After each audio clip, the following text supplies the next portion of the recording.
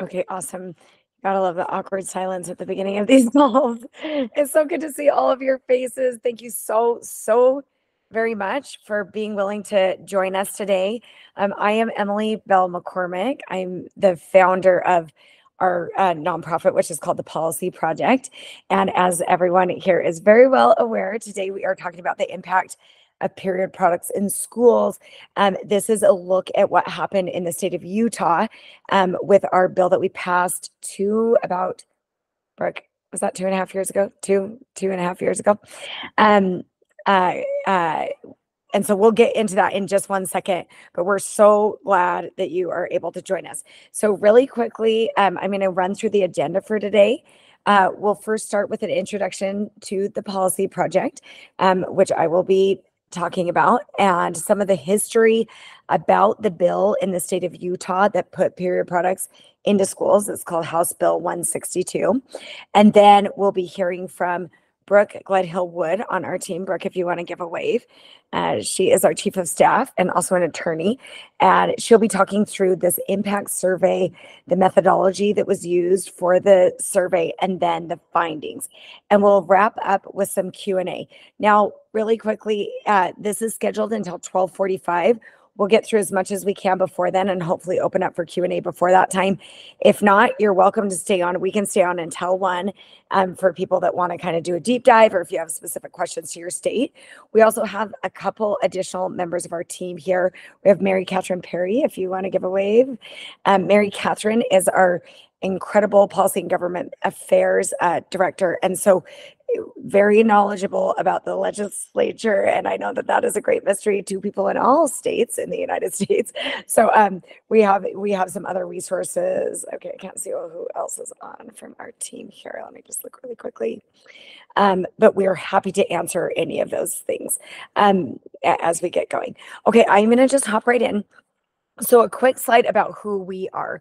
We are just, again, our name is the Policy Project, and we're a 501c3, so just a traditional nonprofit organization.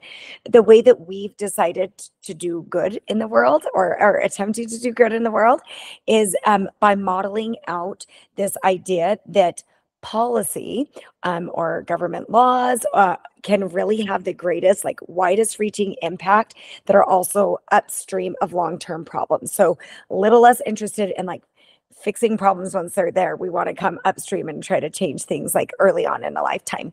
And we use that, we model this around 3 different kind of focus areas and audiences. The first one is community. So community is huge for us. We try to build movements around the issues that we take on. We want there to be buy-in. We want the general public to create demand for it and feel like we really want this to get done, to kind of put that pressure out there into like onto our elected leaders and donors and all these other people. The second is elected leaders. So we often work with the legislature. That can also happen at a national level, of course, with Congress, and then at micro levels, like with school boards and those kinds of people. But we work with a lot of elected leaders, and again, because that's where policy happens. And then finally, we work with private donors. So we know that there is a lot of money flowing through society. I know many of you who I love and admire, your organizations are in the same boat where you're with a nonprofit. We just want to direct some of that funding that is going from donors and philanthropists into the work we're doing on policy, because we can scale their impact so wide and so far. And we also need their money. So that's kind of how we model. We don't do exclusively periods. So if you look at the top of the screen, the Period Project was what we called our first initiative. These are just what we call our individual initiatives. We then worked on something called the Teen Center Project, which was just teen resource centers in high schools that offered like showers and grab and go food and things for teens who were in need. And then the Safe Child Project we just completed this year, which was an effort to get child sexual abuse prevention training into all of the elementary schools in the state of Utah. So we kind of take this model and apply it in different ways. But today we are all about periods, which is why I'm wearing my pink.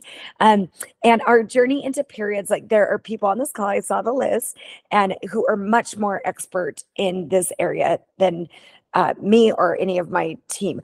we see this as a huge policy win, that having access to period products is really going to actually help our girls and menstruators succeed in the classroom. We know that there was a big barrier for again, girls and menstruators that boys don't face when they go into the classroom, right? And that was that you have to have period products to be successful. So this was a little bit of a journey. This is just a quick journey slide.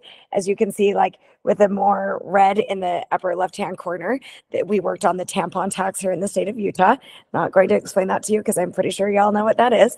It got passed, then it got overturned, and we freaked out and said, if we're not going to do, get rid of the tampon tax here, what we want to do really badly and what will have much greater impact is putting free period products in schools.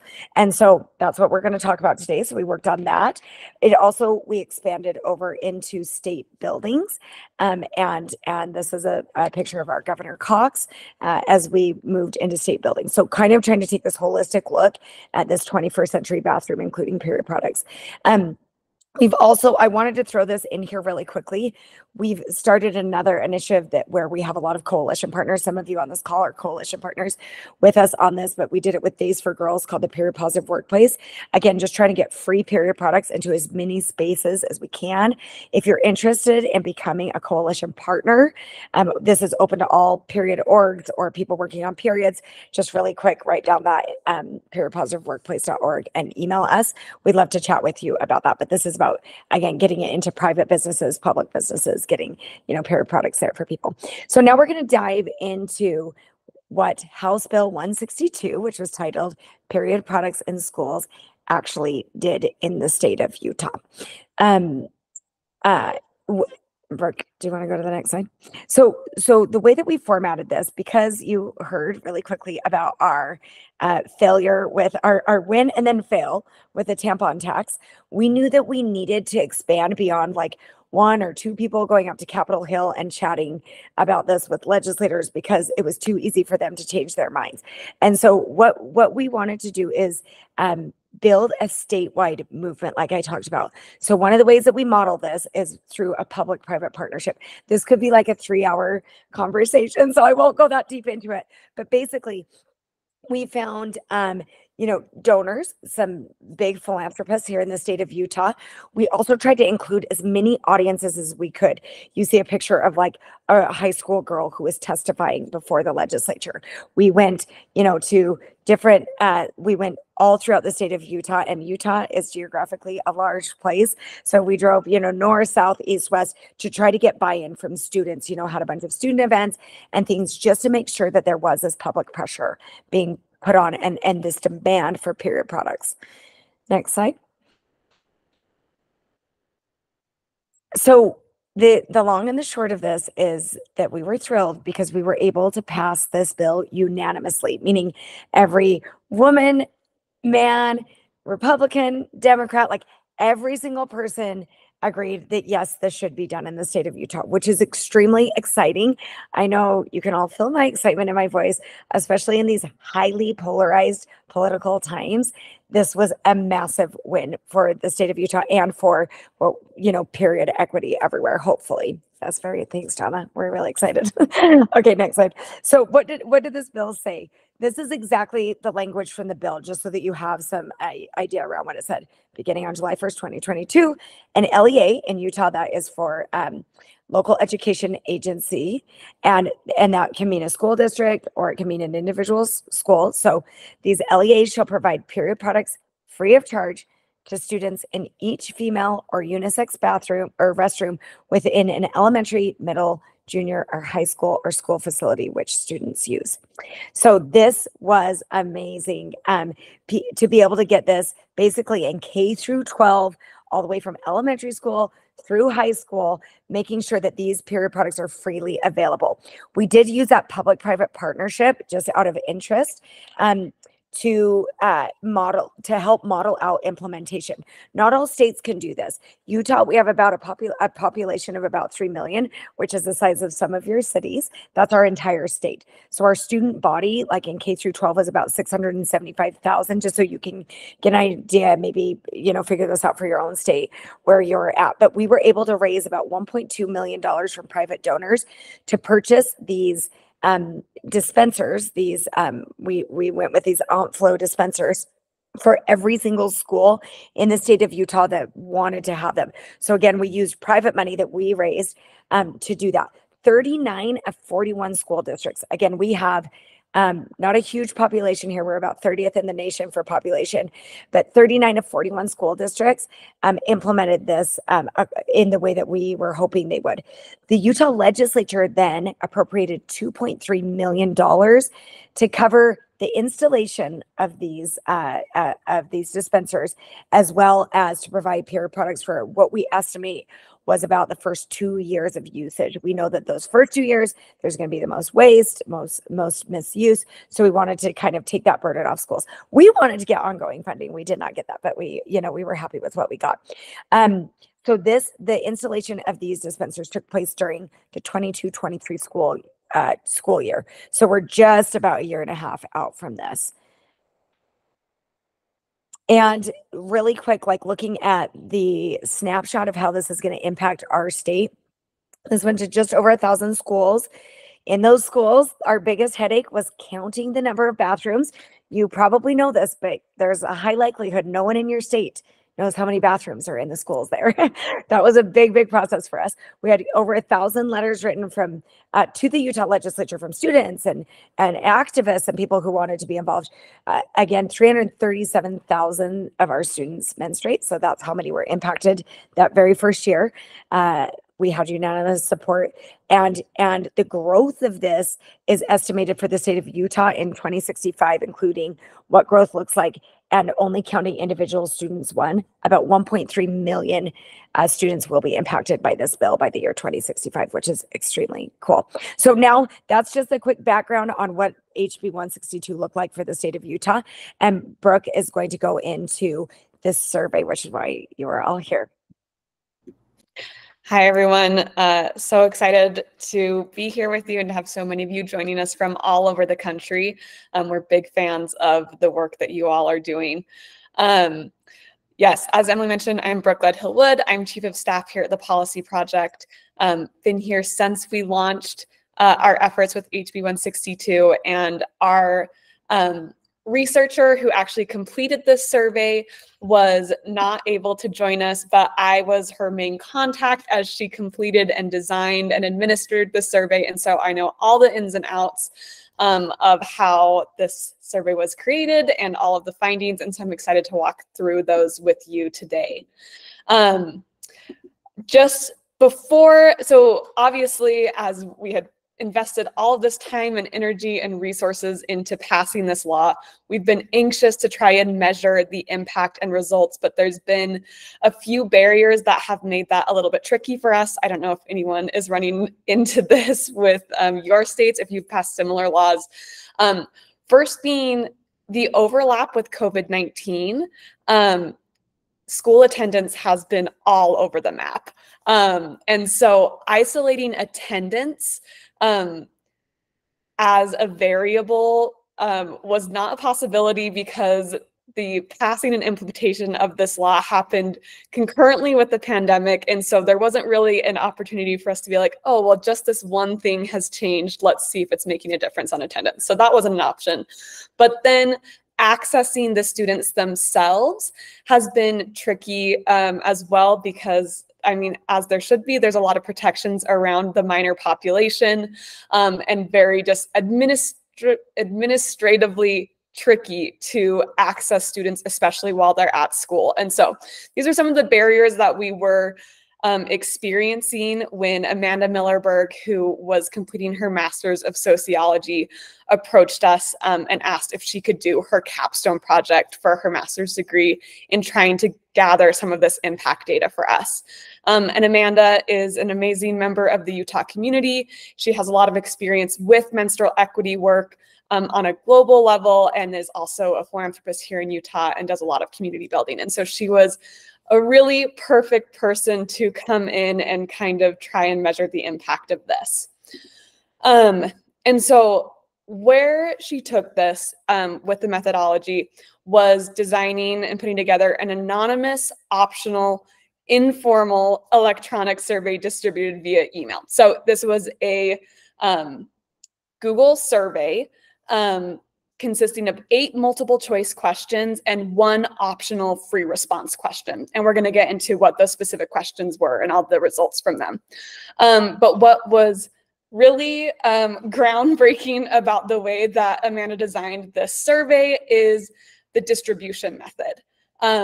Rather than trying to access every single student and go through a lot of hoops with individual schools, she had a contact at the state level who worked with girls' sports teams and clubs and was able to utilize that network to distribute the survey to coaches and advisors of these high school girls' clubs and sports teams. And then those coaches and advisors passed the survey on to their students participating on their teams. And that really helped us get through some of the barriers that we had been experiencing in trying to access the student population. And we're really excited about the results that came. But before we jump into the results, I do just want to acknowledge some of the limitations of our study. And I don't even want to call it a study, I want to call it a survey, right? Because this isn't a double-blind study. We didn't have, a pre-test that we administered before we passed our law. But we're excited about the reach that we were able to have and the conclusions we can draw. A couple other limitations, as Emily mentioned, the HB 162 applies to K through 12 students, but this survey was only distributed to high school students. So we're not measuring the experience of all the students who are impacted by this law, but specifically that older set. And then just a couple considerations to take to keep in mind as we're looking at the results. We can make an assumption or a presumption that students participating in clubs and sports may belong to a higher socioeconomic group than the general population of students. So that's just one thing to keep in mind as we look at the results. And then also, this survey did not collect any identifying information of students at all. And so all of the demographic information that I'm going to share with you is really measured at the school level. And specifically, that's important to think about when we're talking about the economic disadvantage level. So we're trying to kind of see if this has a greater impact on students who maybe are struggling to afford period products or experiencing period poverty. But because we don't have that individual level, we're kind of making assumptions based on the economic level of the school. Okay, so now moving into responses. So the survey was open and we collected responses for about 1 month at the end of 2023. And we were able to get 1,382 total responses. We're really excited about the number of responses we were able to get, especially compared to other surveys that have happened nationally. We feel like this is a really good sample size. And we're also thrilled about the reach that we got throughout Utah. As Emily mentioned, Utah we're geographically large. And so kind of a lot of our population is centered around Salt Lake City. But we have, many rural communities spread across the state. And so we're excited that we got responses from 20 of the 29 counties in Utah. And then that students responded from 120 unique schools. And so we got a really good range of seeing how this is affecting students in a variety of locations across the state. And I know there's a lot of chats coming in. I can't really see them right now, but Brooke, I'm managing chats. Okay, that's great. And we will try and get through any of those at Q&A as well. Okay, and then just looking at some of the demographics, high level, looking at the responses that came in. So we broke these down 2 ways based on the school, again, not on the individual students, but based on the school that they attended. And so there's 4 different locale types in Utah that we broke these schools down into, so suburb, city, town, and rural. And you can see in this first column how prevalent that locale type is in Utah, so very heavily suburban. And then in the next column, what percent of respondents came from a school that belongs to that locale. So pretty good distribution across all the different types of locale, with an underweight of suburban schools. And so we, acknowledge that, but excited to see that we really did get a pretty good range. And then when it comes to economics, again, this is measured by the school level of how many students are classified as economically disadvantaged, not specifically the students who answered the survey. But again, we have high income, medium income, low income schools, the prevalence of that in Utah, and then how many of the students came from schools within that economic level. And so again, underweight of low income schools, but again, a pretty good range of students attending different kind of economic levels of schools. Okay, now we're going to jump into the actual survey questions and the results for each question. So question number 1, have you used period products provided in your school's bathrooms? Pretty straightforward. We had 55.3% of respondents say yes, they have used the period products that are provided in their school's bathroom. A little under 40% said no, and then 5.1% we added this category of no, they are not available. We're specifically interested in that as we're trying to measure compliance with the law and trying to identify schools that aren't providing period products the way that they're now mandated to. But these results show that at least at the high school level, pretty good compliance, and that students are indeed using the products that are available. And then just on, obviously we have kind of the overall results on the left. On the right, we have them broken down by our 2 different economic levels and locale group. The data suggests that availability of the products is slightly better in the highly economically disadvantaged schools, which is great. We have a little bit fewer number of students in those schools reporting that the products are not available. But overall, pretty similar responses. Second question, how often have you used the provided period products in your schools? So we had a variety of answers here, kind of trying to scale out how often are the students using them. This dark blue is 5.9% of students are using them several times per month. 8% are using them once a month. 10.6 every couple of months, and then 33.4 1 to 2 times a year. 42% never have used them or are never using them. This is actually modeled out kind of how we were anticipating and expecting when we passed HB 162, that really the purpose of putting period products in schools was not to replace students' main source of period products, right? But really to be there in times of emergency or when they forgot products or started unexpectedly, as being there kind of as that stopgap in case they didn't have a period product from home. And so excited to see that those results really played out the way that we kind of were expecting them to. And then again, you can see that the more economically disadvantaged, as well as the more rural schools, are using products more frequently than the schools in the other zip codes. And that the use frequency is highest in the city and rural locales. Okay. Question 3, in this question, we're kind of asking students to call back on their previous experience and asking, have you ever missed school because of not having a period product when you needed it? Down here at the bottom, you can see that this note was included in the survey, kind of explaining that missing school includes being tardy, leaving early, missing any part of class, or an entire day. And 53.8% of respondents said that, yes, I have missed school before because of not having a period product.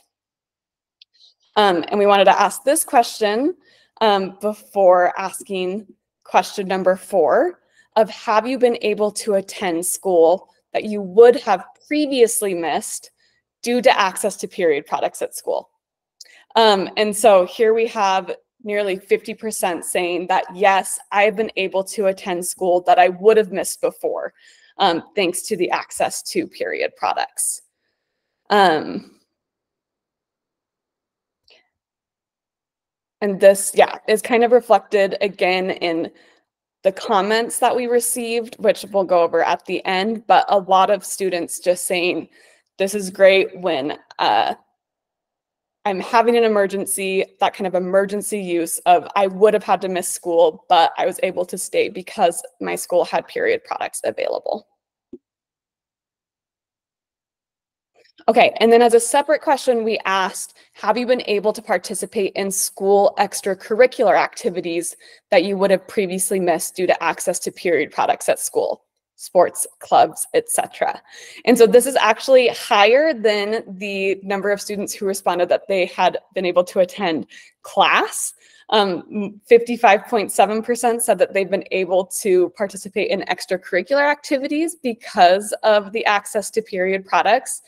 Again, relevant to think about the way that we've accessed these students is by specifically targeting students who are on sports teams or clubs. And so that might be a reason that this is a little bit higher than the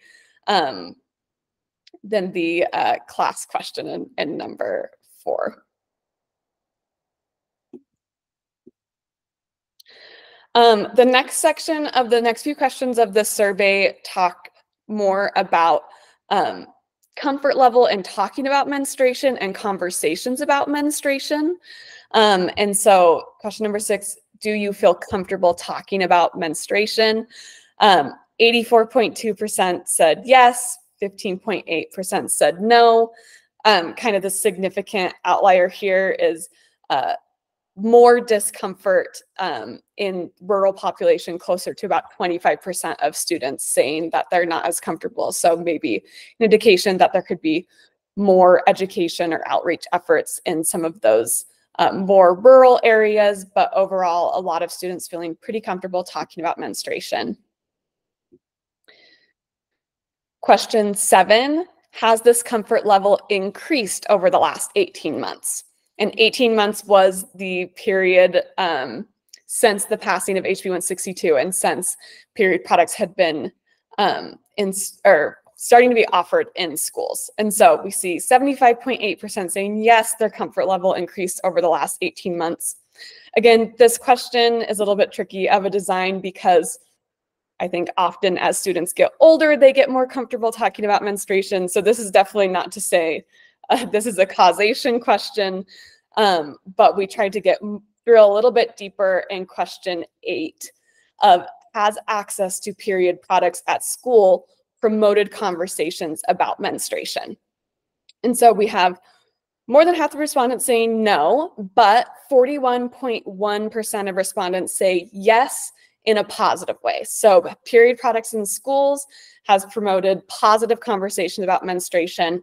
You see a small amount, 4.1%, say yes in a negative way. So maybe promoting negative conversations about menstruation, but overall, a very small percentage of the respondents felt that it had promoted negative conversations. And that is the last of our multiple choice questions. And so the final question was a optional free response.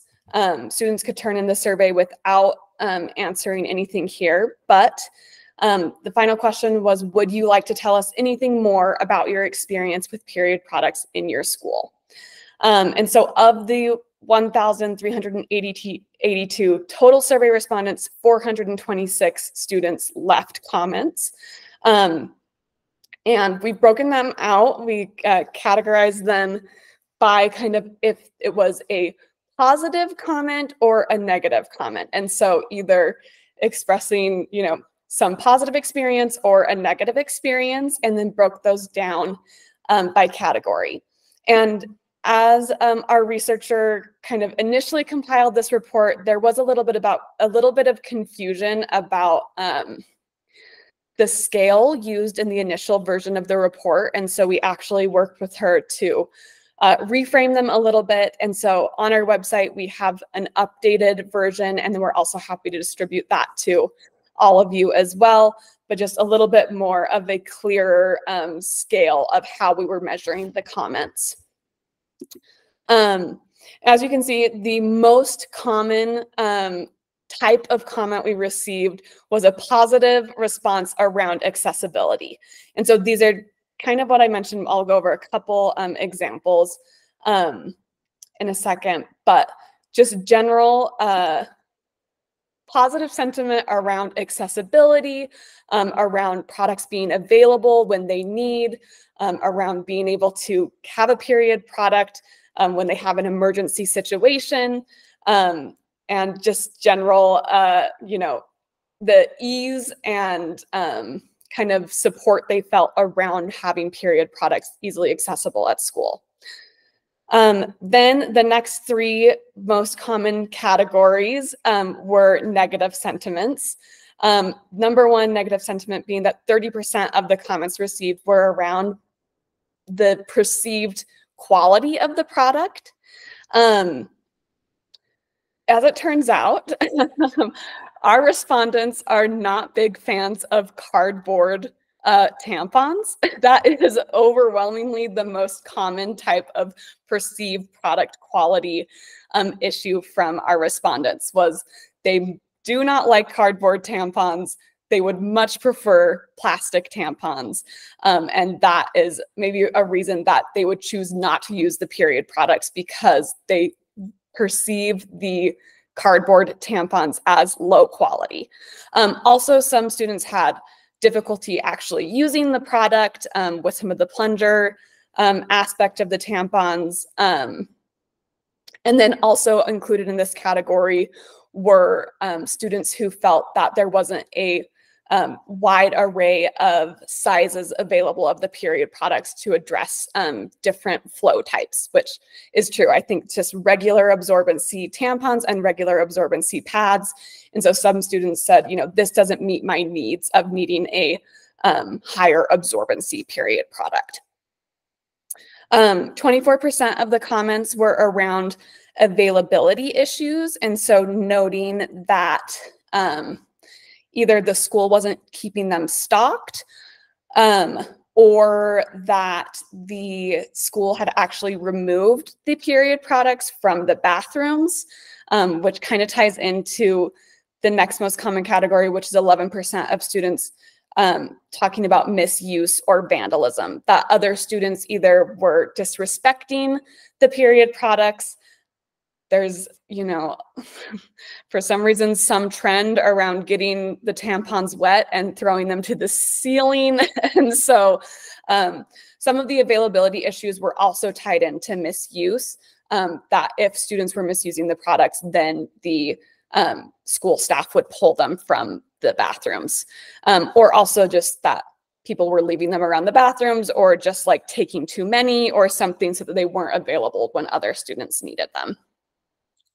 The last two types of comments that we saw reoccurring were expressions of gratitude, which were, always reassuring to hear, but just students saying, thank you so much for this initiative. Thank you to my school. I really feel like they have my back.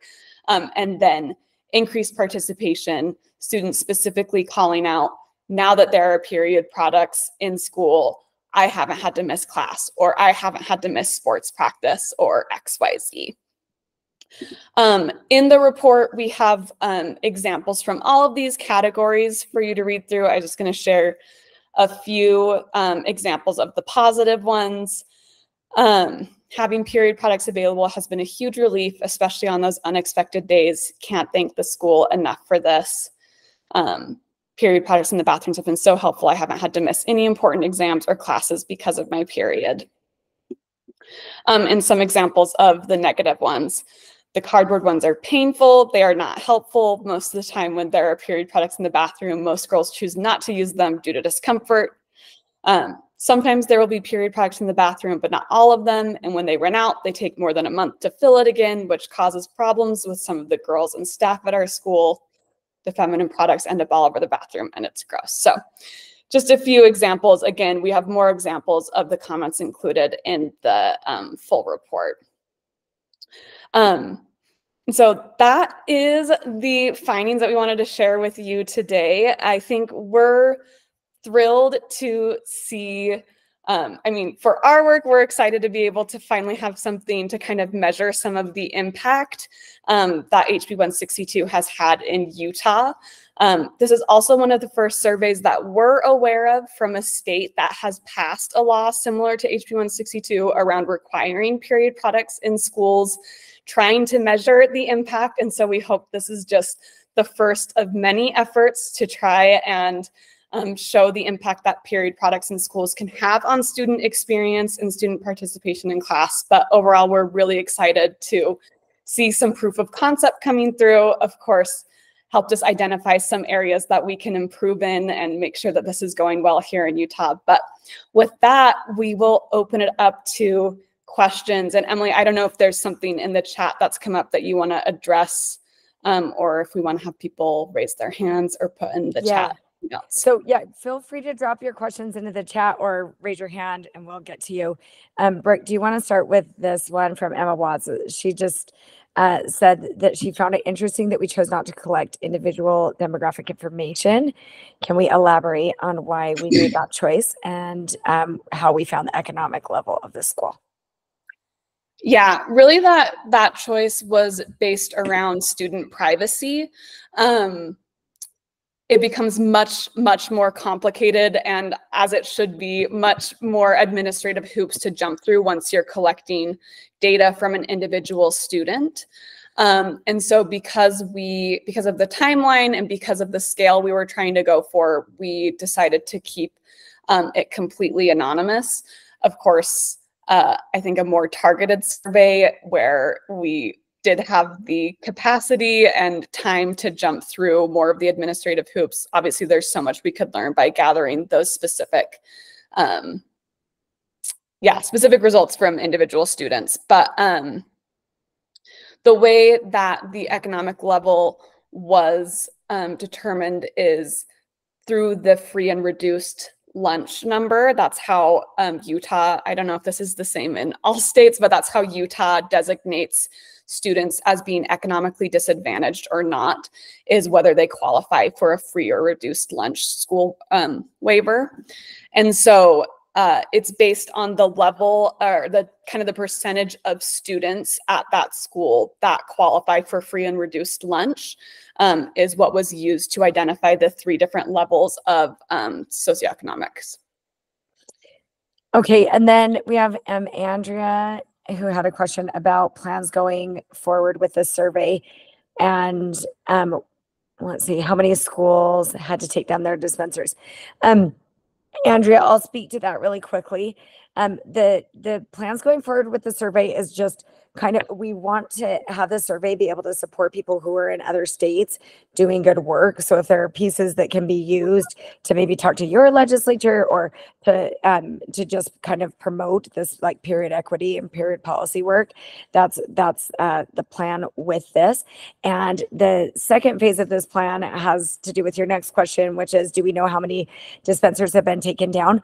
That's what we're surveying right now. We have just created a survey to see what how implementation is going and what compliance is like, because we know which schools received the dispensers, we know who has ordered product, we know how much product they've ordered, we know what their student body is, but we don't know who has taken these down. I know we've all had chances to visit different schools within our district or within the state of Utah. And sometimes you'll walk into a bathroom And it's like you can see exactly where the dispenser was. And it said, with a little note that says, like, because of misuse, these have been moved to the office. Well, they can't do that. That's like out of compliance with the law. So our next phase is really like following up on who is complying and what do we need to do to ensure that if they're out of compliance, that we are happily and helpfully encouraging them to get that back up on the wall.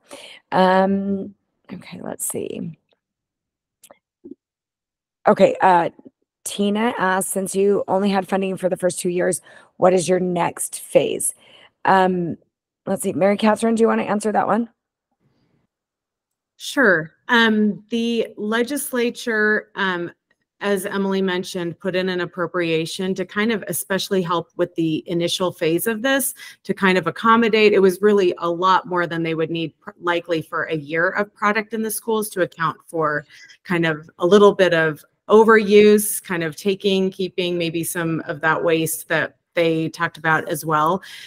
But then at that point, they were hoping for school districts to take over the purchasing of that pads and tampons. So it would be a lot just like their normal purchasing with soap, toilet paper, all of the things that are a normal part of the purchasing for the bathroom. Although Emily did mention we did not get ongoing funding, which we asked for, we definitely told our superintendents and our LEAs if it became a financial burden, they found that they were spending a lot more than they and we all anticipated they would need to every year, that we would be back with the legislature to follow up and make sure that those schools feel supported with this project as well. Okay, and then we have a question. Thanks, MC. Then we have a question about, let's see, how long after the law passed did you introduce the survey? Brooke, was that about a year and a half? Yeah, 18 months. Okay, 18 months. Or I should say 18 months from the beginning of kind of the implementation phase. So the law passed in March, went into effect in July, and it was about 18 months after that. Perfect. Okay, Zoe has a great question about, it sounds like her high school removed the products and posted a sign saying they'd be available in the office, as we just kind of talked about. Plans going forward on that? Yes, Zoe, great question. We want to know about every single school that's doing that. And they will be getting, as mentioned, a very friendly and forceful call from us to make sure that they understand that they're out of compliance with Utah law. The other piece to that, and just for other advocates in other states that are working on this, is that we've formed kind of like community champions and student ambassador groups. And what we're encouraging them to do is, if the administration, like a school principal or superintendent, knows the person, as opposed to a phone call from, Brooke, who they don't know, it's so much more impactful for someone to go in and say, so interesting, I just sat in on this conference about this bill, and it sounds like it's illegal to not have that on the wall. That's going to be a lot more impactful coming from a member of the community. So we'll try to use members of the community to have those conversations first, and then we'll follow up afterwards. Emily, I'm just going to chime into a question that came in earlier from Andrea on the 337,000 estimated students that were impacted during the first year by HB 162. And you said, that does include all students K through 12. It was a little bit more, I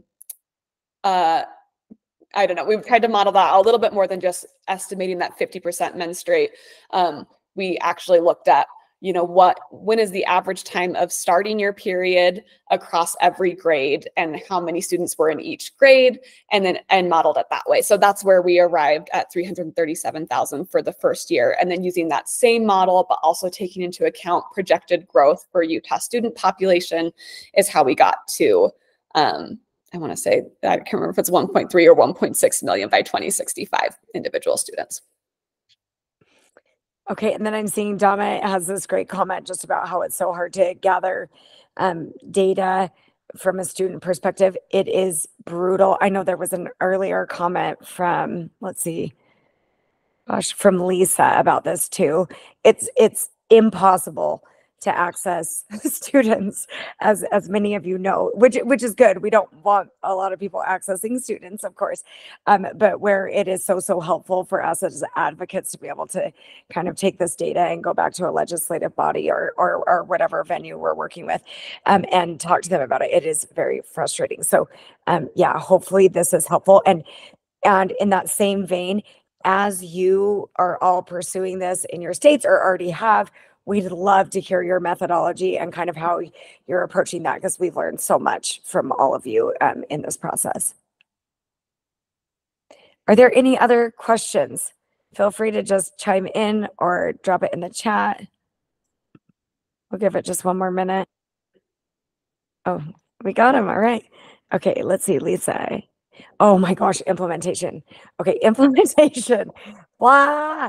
Our job is really about, our job. We always think like, oh, it's just the legislature, Those are big words, but you want it to be just legislative. But the reality is, we'd seen a couple states go through this process and looked at their implementation guides. There was Oregon had done it in some schools. California had done it in some schools by the time we got to it. And one of the things we knew for our state of Utah, which every state is so different, is that if this process became messy, there would be a higher likelihood that implementation an extremely high likelihood that it wouldn't be implemented, that it would just be forgotten. And so we knew that part of our job would be to kind of perfect or create a model for implementation that could just be followed statewide. So it was like, hey, great news, HB 162 has passed, and here are the 3 steps you need to take. 1, talk to this person at the Utah State Board of Education, which is like our Department of Ed here. 2, you order product here. 3, just these like extremely simple steps. So I can go into as much detail as you like, and Lisa, I'm happy to take it offline too. But basically, we set up the process for like how we worked with the Utah State Board of Education on that public-private partnership. Like, we will be providing these dispensers, but we need the number of bathrooms from you, right? And again, there was a lot of coordination between the 2 organizations, us saying like, can you give us a report of how many, can you tell the schools we're giving them these for free, and then give us a number that we need to order for each and every school. And then setting up the account we used Flow as our vendor. They're a company out of Ohio. And so like working with them. Mary Catherine and Brooke, what else would you add on? I mean, there's so much with the implementation. I know I'm missing massive things. Go ahead. Well, there's a couple of questions that have come in around choosing the vendor and how we chose AmpFlow. I was actually taking the bar during those decisions. And so Emily and Mary Catherine, you were heavily involved. I know a lot of it came down to we did look at actually, I'm not even going to speak to this. Emily, you can take it away since you were there. Yeah, absolutely. As far as choosing the vendor, we spent many a day with like multiple dispensers and products just laid out on tables, and ultimately we went with Flow because the model was similar to what our brains were used to.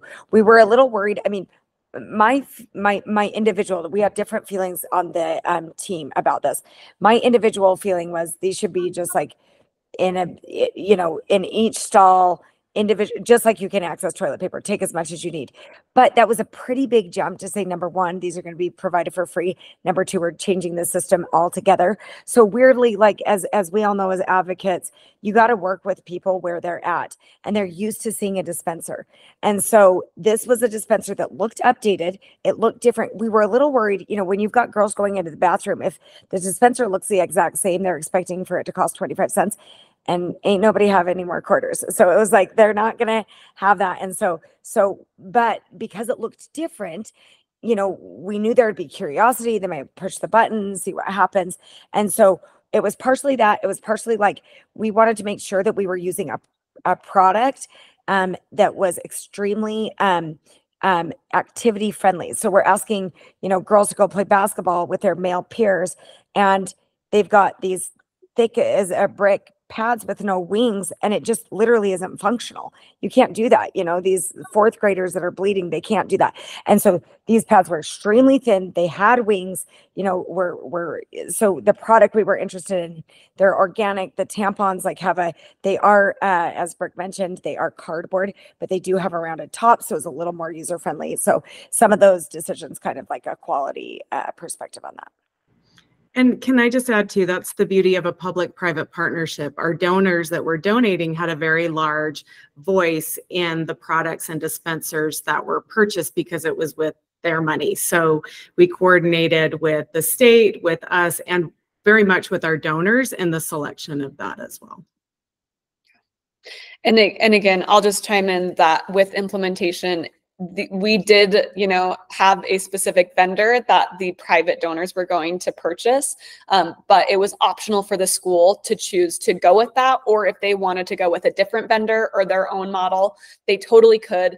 It just wouldn't be a donated dispenser. They would be responsible for purchasing the dispensers as well as the product. And so as we saw, the vast majority of schools decided to go with the donated dispensers, but there are a couple districts who continue to use their own vendors and sources. And then just so you saw, our program specialist, Lindsay, chimed in here and just talked about adding like a barrier and success reporting system to our website, which is going to be very cool. That's another way that we can have some accountability with schools and compliance, is just letting them know that there is a way that people can say, hey, we're out of compliance here, which is a very cool feature. And yeah, Dama, I totally agree with your comment about, I appreciate that as everybody's moving forward. And I think most of us are extremely aware.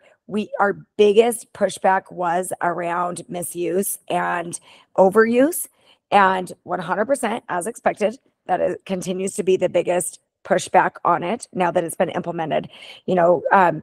Kids flushing it, kids cleaning it out, pushing the button 100 times, those kinds of things.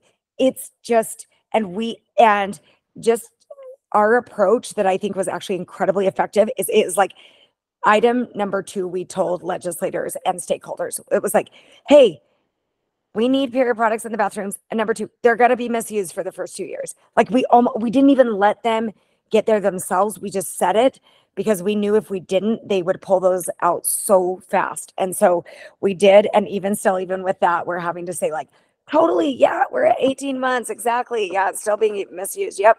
Give us another 18 months. We'll get there, So definitely, yeah, appreciate that comment and would highly recommend that everybody kind of take that approach of just like nipping that in the bud, making sure that people know that right off. Okay. Any other questions? I know we're definitely about at time. Let's see. Oh, thank you. Thank you, Andrea. So nice. Kristen, where did you get the 2-year misuse time suggestion? Dama, do you want to speak to that? Do you know where that came from? I've heard it from a couple different sources, but yeah, I mean, it varies, of course, for everyone. I'm Dama or Dama.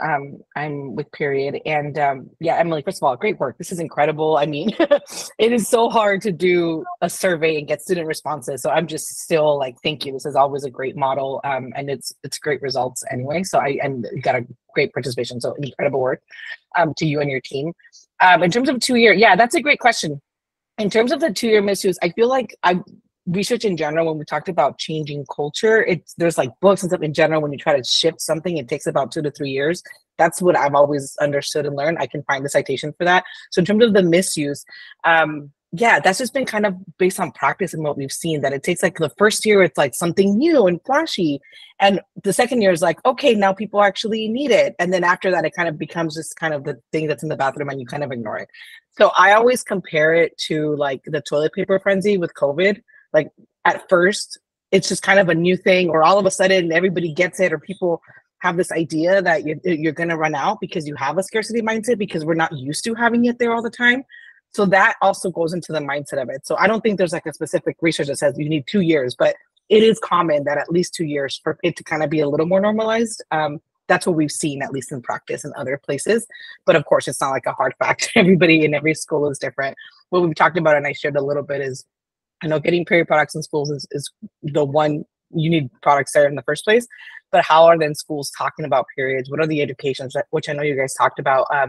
What are we talking about in terms of why do we have products here? Did you know that some people don't have period products? And that takes longer. People don't know about period poverty and don't know about that. So that's where we see a shift of little by little having those conversations with school leaders and teachers and school nurses as to please only take what you need, and how is the school creating those cultures? And some schools do a really great job at it. And some schools have no idea what to do. And that's kind of what we see all around the country and other states as well. So I don't know if that helps answer, but I don't have a hard fast, but it does take 2 to 3 years on average when it's kind of new and shiny. And then you kind of recognize that. So thank you, Emily, for recognizing that we can just share that with legislators and be honest, because anytime something is new and shiny, it just kind of is what is this thing? Especially if it's with boys or other people who don't menstruate, maybe it's all of a sudden they're here when they didn't talk about them before. So think about the stigma and the culture where you're coming from. If it's never there before, all of a sudden it's a new thing. So they're going to explore, which is okay. And then the last thing I'll say to that is if people do take more than they need or take more products, they probably need them because we discussed, you're not going to take those products if you don't need them, especially if you do have them at home. You just need the one. And so it's okay if you take more than you need because you're going to think it's going to run out and I'm not going to have it tomorrow. I'm not going to have it next month. So it does take about a year or two for the consistency and education about it to kind of see that. But that's kind of what we've seen in some other states, if that's helpful. Thanks, Tommy. Yeah, that's perfect, and that's exactly right. And Lindsay dropped this in the chat as well. But Flow also uses that 2-year mark, and we say it all the time. When's the last time you walked into a bathroom and saw somebody grabbing 1,000 paper towels, and stuffing it in their briefcase? It's it doesn't. We're just so used to it. We expect it. And once it's become a norm, those things start to die down. Okay. Well, I just want to say thank you. Our amazing Jaden Davis, who's on the call, give us a wave, Jaden. She is going to send out some slides. She'll send these slides out to you. And if you have other questions, by all means, please follow up. My email address and Brooke, we're both on there. And again, want to express our enormous gratitude for the work you all do. I seriously, we wouldn't be where, we would not have been able to get through this without the support of a lot of the organizations and individuals on this call. And so we see this absolutely as a collective win, and I hope you see that too, and feel that we could feel the love from all of you here in Utah, and hope that we're sharing a little bit of that with you as you move forward in your quest to make the world more equitable, people. All right. Okay. Have a great day. We'll talk to you soon.